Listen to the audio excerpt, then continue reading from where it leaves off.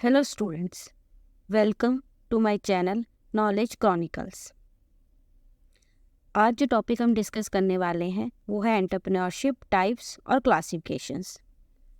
अगर आपने मेरा लास्ट लेक्चर को देखा होगा तो हम एक सीरीज स्टार्ट कर रहे हैं एंटरप्रेन्योरशिप सब्जेक्ट के ऊपर। लास्ट लेक्चर में हमने एंटरप्रेन्योरशिप कॉन्सेप्ट के बारे में पढ़ा था, उसकी डेफिनेशंस को डिस्कस किया था, कब ये वर्ड कॉइन हुआ, किसने कॉइन किया, प्लस किस ऑथर ने कैसे कैसे डिफाइन किया है एंटरप्रेन्योरशिप को, प्लस हमने डिफरेंस को डिस्कस किया था एंटरप्रेन्योरशिप, एंटरप्राइज और एंटरप्रेन्योर के बीच में। आज हम इसके क्लासिफिकेशन और टाइप्स को डिस्कस करेंगे। स्टार्ट करते हैं। अब इनके टाइप्स और क्लासिफिकेशन में कुछ बेसिस है। Okay, the first is on the basis of ownership. First is pure entrepreneur, second generation entrepreneur. अब जैसे ही सबसे पहले जो फर्स्ट एंटरप्रेन्योर होते हैं वो सबसे पहले कैसे फर्स्ट स्टेप उनका होता है, वही इनिशिएट लेते हैं, वही रिस्क बेयर करते हैं, वही इनोवेट करते हैं। ठीक है, उस अकॉर्डिंगली वो अपने बिजनेस को स्टार्ट करते हैं। जैसे हमने यहाँ पे एग्जांपल दिया धीरू भाई अंबानी का। सेकंड जनरेशन है जो फर्स्ट जनरेशन के एंटरप्रेन्योर्स होते हैं, उनके बिजनेस को कैरी फॉरवर्ड करते हैं। बेसिकली आप कह सकते हैं कि अब उनका रिलायंस जो है हमारा 2 पार्ट्स में डिवाइड हो गया है। दैट इज़ मुकेश अंबानी अलग हैंडल करते हैं, अनिल अंबानी अलग हैंडल करते हैं, राइट। नेक्स्ट है हमारा अचीवर्स। ये है on the basis of the personality and style of running. इसमें ट्रेड्स होते हैं, बेसिकली कैरेक्टरिस्टिक्स है कि हर इंसान अपने कैरेक्टरिस्टिक्स के हिसाब से, एट्रीब्यूट्स के हिसाब से बिजनेस को स्टार्ट करता है। The first is achiever. Achievers वो पर्सन होते हैं जो कि मोटिवेटेड रहते हैं, सेल्फ ड्रिवन होते हैं। इनका सबसे इम्पॉर्टेंट ये कैरेक्टरिस्टिक्स हैं बेसिकली इनकी, जो है पर्सनल डिज़ायर टू एक्सेल, ये फर्स्ट हो गया। आपका सेल्फ ड्रिवन रहते हैं, इनमें अचीवमेंट पर्सोनिफाइड रहते हैं। इनमें जो हम एक कॉन्सेप्ट है, मास्लोज नीड हायरार्की थ्योरी का एक कॉन्सेप्ट है जिसमें सबसे अपर नीड जो है ना अचीवमेंट नीड, वो इसमें इनमें ये कैरेक्टरिस्टिक्स बहुत ज़्यादा रहती है। इन लोगों को ज़रूरत नहीं होती है कि कोई इन्हें मोटिवेट करे। बेसिकली ये खुद ही सेल्फ ड्रिवन होते हैं, मोटिवेटेड रहते हैं। इन्हें लगता है कि ये एक फ्यूचर अपॉर्चुनिटी आ सकती है, ये प्रॉब्लम इन फ्यूचर हो सकती है सोसाइटी में, इसको मैं ये प्रोडक्ट बनाकर सोसाइटी की इस प्रॉब्लम को सॉल्व कर सकता हूँ। तो फर्स्ट आप कह सकते हैं, जैसे होता है प्योर एंटरप्रेन्योर होती है, फर्स्ट जनरेशन एंटरप्रेन्योर जो होते हैं वो उस सेंस में भी हम इन्हें काउंट कर सकते हैं बेसिकली। नेक्स्ट हमारे होते हैं इंड्यूस। इंड्यूस का मतलब होता है कि जब आप अपने आप से या इच्छा से एंटरप्रेन्योर ना बन के कुछ ऐसी फेवरेबल कंडीशंस आती हैं मार्केट में कि आप एंटरप्रेन्योर बन जाते हो। लिखा है ना यहाँ पे, जैसे induce by some external factor. अब कौन से some external factors? The first is supporting government policies, unemployment, family support, facilitating institutional support. अगर आप देखें तो अभी स्टार्टअप्स को लेके गवर्नमेंट का काफ़ी पॉजिटिव एटीट्यूड है, इवन फीमेल एंटरप्रेन्योर के लिए और भी ज़्यादा पॉजिटिव एटीट्यूड है। तो कभी कभी ऐसी सिचुएशंस आ जाती हैं कि लोग एंटरप्रेन्योर की तरफ चले जाते हैं क्योंकि उनको फेवरेबल सिचुएशंस दिख रही है, उनको बहुत सारे टैक्स रिबेट्स हैं, प्लस फाइनेंशियल सपोर्ट है उनको। तो इस तरीके से वो लोग इंड्यूस एंटरप्रेन्योर बन जाते हैं। नेक्स्ट है हमारा the idea generator. Idea generator होते हैं जो बिल्कुल ही फ्रेश एक आइडिया जनरेट करते हैं। ओके, और देखिए अब यहाँ पे 3 है, आइडिया जनरेटर, रियल मैनेजर और रियल अचीवर। ठीक है, आइडिया जनरेशन जो वेरी फर्स्ट आइडिया जनरेट करते हैं, इसे हम प्योर एंटरप्रेन्योर भी कहते हैं, यही रिस्क लेते हैं बेसिकली। नेक्स्ट है रियल मैनेजर। रियल मैनेजर का मतलब यहाँ पे ऑर्गेनाइजर से है हमारा। ठीक है, ऑर्गेनाइजर का मतलब होता है कि जो चीज़ों को बड़े सिस्टमेटिक वे से काम करता है। वो एक स्वॉट एनालिसिस करता है। स्वॉट में स्ट्रेंथ होती है, वीकनेस होती है, और जो कि इंटरनल है। जैसे अगर मैं अपना एनालिसिस करूँ तो मेरी स्ट्रेंथ वीकनेस इंटरनल है, अपॉर्चुनिटी एंड थ्रेड कॉन्सेप्ट जो बाकी के लास्ट 2 वर्ड्स हैं, दैट इज एक्सटर्नल, कि मार्केट में क्या अवेलेबल है, क्या अपॉर्चुनिटीज़ हो सकती हैं, उस अपॉर्चुनिटी को अगर हम ग्रैब करते हैं तो कौन कौन से थ्रेड्स हो सकते हैं, उस अकॉर्डिंगली हम लोग काम करते हैं। ये sets the demand of future in terms of opportunities and threat, take action based on the above assessment. तो जो ये असेसमेंट बैठाते हैं ना अपनी पूरी स्वॉट एनालिसिस की, उसको एक ऑर्गेनाइज्ड वे में करते हैं, फिर एक प्रोडक्ट लेकर आते हैं, एक्टिविटीज़ करते हैं ताकि एक प्रोडक्ट को मार्केट में सेल किया जा सके जो कि उन्होंने थ्रू अपॉर्चुनिटी आइडेंटिफाई किया है। अब रियल अचीवर और आप ये कह सकते हो ये सेम ही कॉन्सेप्ट है बेसिकली। ये सेल्फ ड्रिवन पर्सन्स होते हैं जो मोटिवेटेड होते हैं, उनको लगता है कि लाइफ में कुछ करना है, वो अपना एक नेटवर्क एरिया बनाते हैं, एम्प्लॉय, सप्लायर, डिस्ट्रीब्यूटर से बहुत एसोसिएटेड रहते हैं, ताकि उनके थ्रू कुछ ना कुछ ऐसा आप कह सकते हैं कि कस्टमर की कोई डिमांड है। जैसे ऐसा था ना कि अगर हम अपने घर की बात करें तो हमारे बहुत सारे ऐसे प्रोडक्ट्स थे जो पहले सेमी ऑटोमेटिक थे, फुली ऑटोमेटिक होम अप्लाइंसेस की अगर हम बात करें तो फुली ऑटोमेटिक हो गए हैं। तो कुछ ना कुछ कस्टमर सर्वे जो है उनको इंफॉर्मेशन उनको डिस्ट्रीब्यूटर से मिलती रहती है कि मार्केट में ये इशू आ रहा है, ये प्रॉब्लम है। तो उसको प्रोडक्ट के बारे में वो सोचने लगते हैं कि हम ये प्रोडक्ट डिज़ाइन करें तो ये प्रॉब्लम सॉल्व हो सकती है, राइट। तो इस सेंस में वो रियल अचीवर है, क्योंकि वो हमेशा एक्टिवेट रहते हैं कि क्या प्रॉब्लम है मार्केट में, कैसे हम उसे अचीव कर सकते हैं। नेक्स्ट है हमारा classification based on the types of business. Types of business में यहाँ है industrial entrepreneur and trading entrepreneur.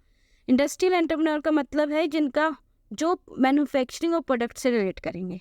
Trading का मतलब है buying and selling of goods. ये एक्चुअली बेसिकली प्रोडक्शन एरिया से है, इसमें वो लोग प्रोडक्ट्स को प्रोड्यूस करते हैं। रियल आप कह सकते हो कि वहाँ प्रोडक्शन होता है, पर ट्रेडिंग में वो बाइंग एंड सेलिंग का काम करते हैं। वो प्रोडक्शन आप कह सकते हो होलसेलर रिटेलर्स को आप इसमें इंक्लूड कर सकते हो। तो ये these are the two further there other classification on the basis of type. The first is corporate entrepreneur and agriculture entrepreneur.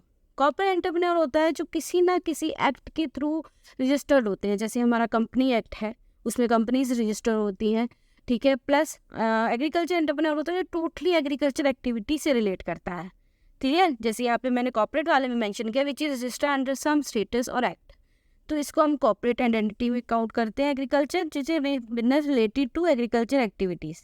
अब इन लोग का प्रोडक्शन है तो भी फार्मर गुड्स से रिलेटेड है, अगर इनकी ट्रेडिंग है तो भी फार्मर गुड्स से रिलेटेड है। तो इसीलिए एग्रीकल्चर में भी हमारे इंडस्ट्रियल और प्लस आप कह सकते हैं मैन्युफैक्चरिंग इंडस्ट्री भी आ सकती है, प्लस ट्रेडिंग, बट ये टोटली डील जो करेंगे वो फार्मर प्रोडक्ट्स में डील करेंगे, जैसे फार्मर इक्विपमेंट्स हैं, फर्टिलाइजर्स हैं, अदर इनपुट्स ऑफ एग्रीकल्चर है। तो प्लस इनको गवर्नमेंट की तरफ से बहुत ही सपोर्ट रहता है। जो एग्रीकल्चर एंटरप्रेन्योर्स होते हैं टाइम टू टाइम उनको सब्सिडीज प्रोवाइड की जाती हैं, तो काफ़ी लोग जो हैं वो एग्रीकल्चर एंटरप्रेन्योर की तरफ अभी बढ़ रहे हैं at present.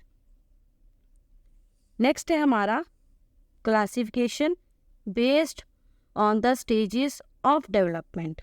On the stages of development first generation, जो कि हम प्योर एंटरप्रेन्योर में बात कर चुके हैं, जो सबसे पहले आइडिया को लेकर आते हैं, रिस्क लेते हैं, इनोवेट होते हैं, वो फर्स्ट जनरेशन है जिन्होंने ही बिजनेस स्टार्ट किया। जैसे इसमें लिखा वो start an industrial unit bye means of innovating skills, okay. Plus modern entrepreneur होते हैं जो टेम्पररी जो डिमांड्स है ना उसको सेटिस्फाई करते हैं थ्रू देयर प्रोडक्ट। अब कंटेम्प्रेरी होती है जो एट प्रेजेंट अगर हम बात करें, हम e commerce, green marketing, green environment और टेक्नोलॉजी बेस्ड ऐसे बहुत सारे प्रोडक्ट्स हैं जो मार्केट में अभी आ रहे हैं एट प्रेजेंट, तो वो मॉडर्न एंटरप्रेन्योर हैं, राइट। तो जो नया कुछ कर रहे हैं, आप कह सकते हो कि ऐसी चीज़ें जो जैसे फॉर एग्जांपल अगर आप हम जैसे अभी हमने होम अप्लायंसेस की बात करी ना, टोटली फुली ऑटोमेटिक आ रहा है। आप ऐसे भी कह सकते हो प्लस कि आप मार्केट में जो डिमांड है, जो लोग चाह रहे हैं, कस्टमर हैं कि कुछ नया, modern entrepreneur first generation entrepreneur हो सकता है, बट आपको कंटेम्प्रेरी डिमांड से ना कुछ हट कर, जो ऑलरेडी एक रूटीन लाइफ के प्रोडक्ट्स हैं उसके हट कर एक इशू को डील करना और एक नया प्रोडक्ट लेकर आना।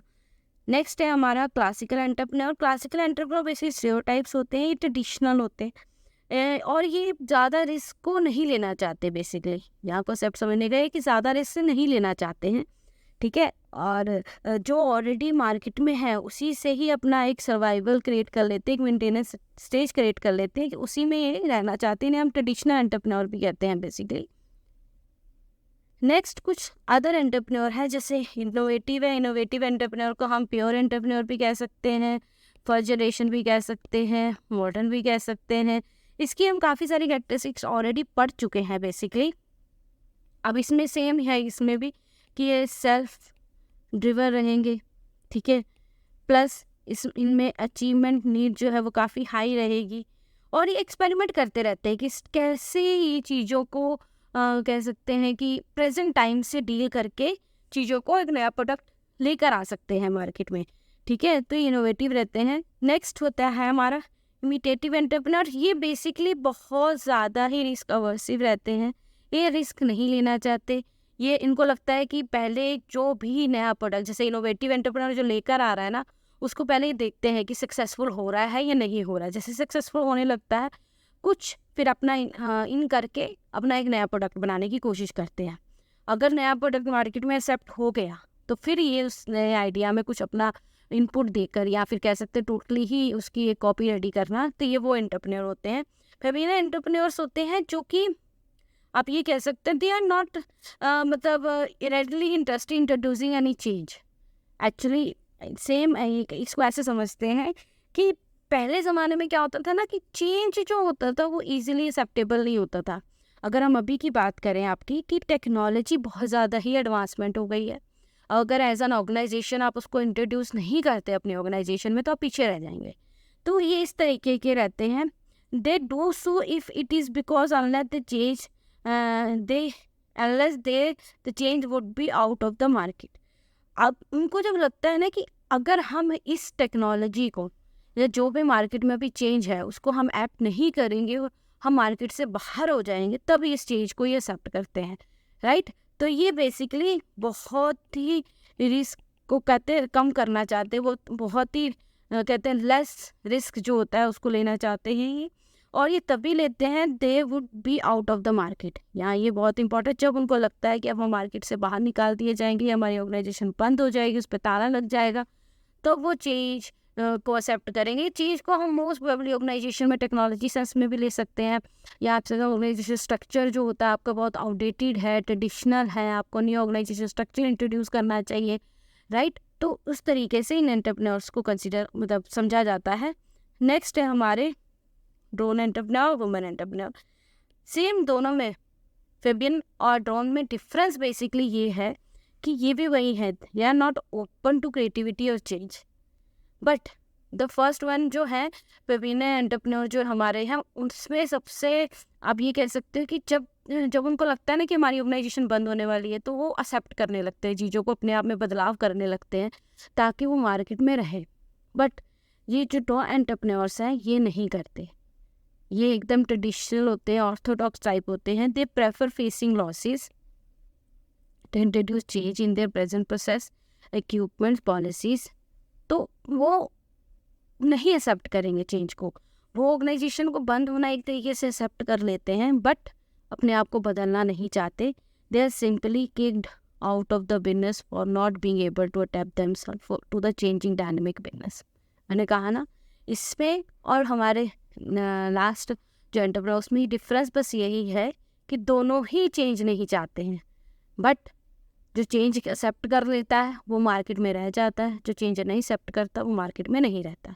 अब विमेन एंटरप्रेन्योर का बेसिक जो समझना कॉन्सेप्ट है, जो ऊपर हमने जितनी भी कैटेगरीज पढ़ी सब में फीमेल सेक्शन हो सकता है, बट इसमें जो बेसिकली हमें पढ़ना है वो ये है कि इसमें 51% जो शेयर है वो मेंबर्स का उसमें जो है फीमेल का होना चाहिए, राइट।